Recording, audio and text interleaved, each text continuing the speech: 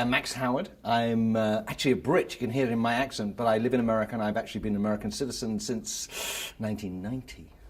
I'm here, I'm part of the jury this year, so it's fantastic. It's the 50th anniversary and I get to be on the jury, so it's a great group. I'm doing TV and commissioned films. Well, Annecy is sort of, I mean, there's some great animation festivals around the world. Annecy sort of represents the premier one for me. I've seen it go from being a festival that was every other year to a festival that was each year. And I think at that moment it sort of was a transition and it became the focal point. I think we all look to Annecy. I think it's like great film festivals. I think the world looks to the Cannes Film Festival as a premier festival for live action film.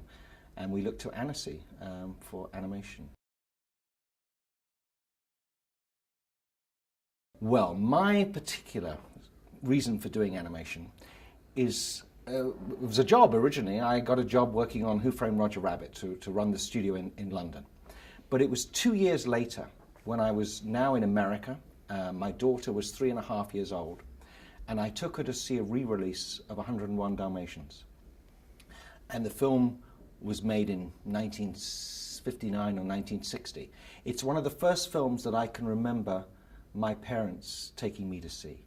And I sat there watching her watching the film. And she was watching this film as though it was made for her.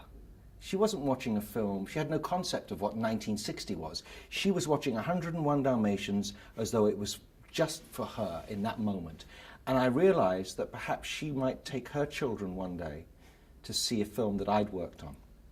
And they wouldn't be taken to see, oh, you've got to go and see Granddad's film. They'd be going to see it because it's still entertained and it doesn't date. And I think what we have in animation, because the whole image is original, it transcends time. And great animated films go on entertaining generations. Live action can't do that. Live action makes great films, beautiful films, but we always know the period in which those films were made. Animation transcends time, and it was that moment of realization for me that I went, oh, I love this medium.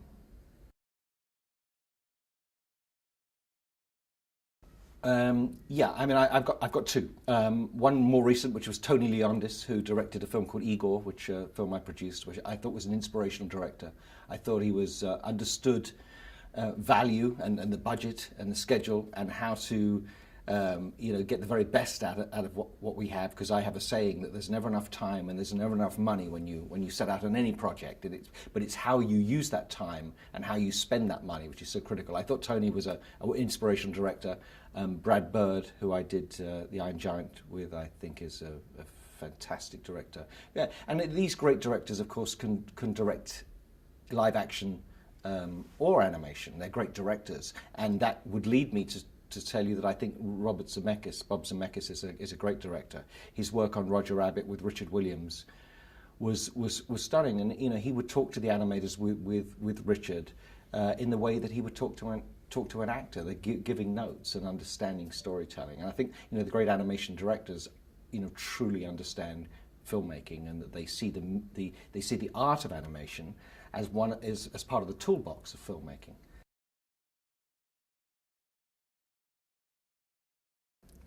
Yeah, I'm not sure I do have a moment. There was a great, actually I do have a moment when Serge was very kind and allowed us to present Igor here 2 years ago.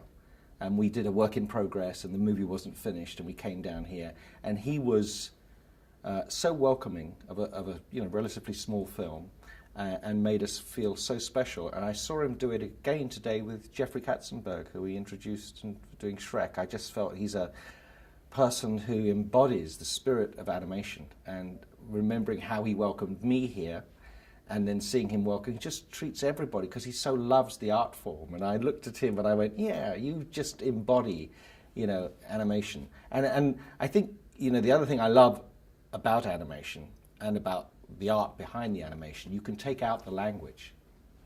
I think that's what I might take away from here, is that international spirit that is celebrated here in animation. My craziest dream is that we're going to see many more animated films released all over the world, in the knowledge that there's plenty of room in the marketplace. Not all to be Pixar and DreamWorks and big blockbuster movies, but perhaps more films like Ari Folman's Waltz with Bashir from 2 years ago. You know, taking animation and using it for a much more serious way. I mean, that's what cartooning comes from. You know, we love cartoons because they can make a political statement. We read our newspapers, we open, we see a cartoon, a caricature. Art can caricature reality and make a comment on reality, which is so fantastic, and animation can do that, and Ari used that so effectively with Waltz with Bashir. So I'm hoping, my wild dreams is we're going to see a greater diversification of film. We're going to see it because the technology now, which if you're using CG or in many ways was such a barrier to entry, to entry into the industry, editing systems. We go and buy something very, very good, of high quality, and now it's about the filmmaker. It's about the editor. It's not about the equipment. So I think from that we're going to see, and my dream is we're going to see diversity of filmmaking in animation, but much more of it. I'm going to say, happy birthday, Annecy. I would wish you happy birthday wherever I was in the world, but the fact that I'm here with you makes me so happy. So it's from the bottom of my heart, I wish you happy birthday.